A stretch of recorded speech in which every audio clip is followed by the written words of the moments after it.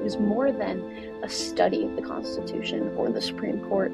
It was a study of the entire practice of law, in a sense, like law in DC. You're learning about law, specifically law that happens in DC and that's relevant to other aspects of DC life. About Adam White, who was our instructor, he was fabulous.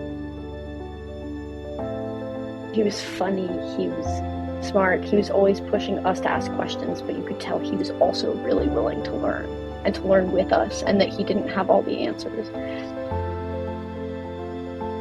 And that was just a really encouraging setting to learn in. It was fun.